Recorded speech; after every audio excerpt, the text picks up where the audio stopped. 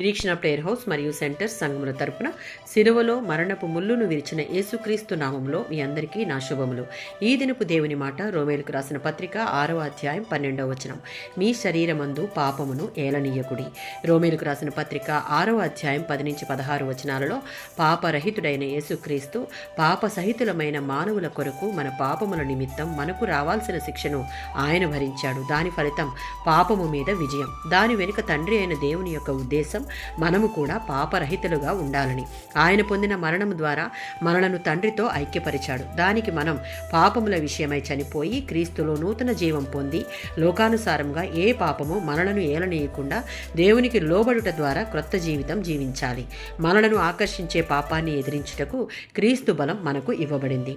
పాపం మనలను ఏలడానికి నిత్యము ప్రయత్నిస్తుంది. కాబట్టి క్రీస్తులో విశ్వసించిన వారు లోకానుసారమైన శరీరానుసారమైన కోరికలను ఎదిరించాలి.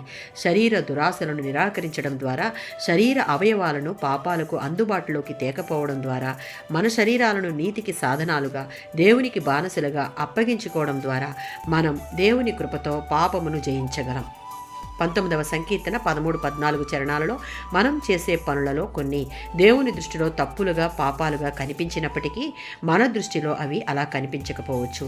పాపం ఏదైనా సరే మనలను వశపరుచుకుని ఏలడానికి ప్రయత్నిస్తుంది.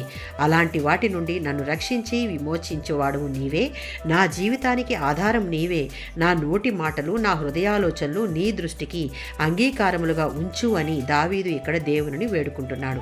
విశ్వాస జీవితంలో మనము కూడా దావీదు వలె ప్రతిదినము మన మీద దాడి చేసే పాపాన్ని ఎదిరించుటకు ఇట్టి రీతిగా దేవుని పాదాలను ఆశ్రయించాలి. ఆమేన్.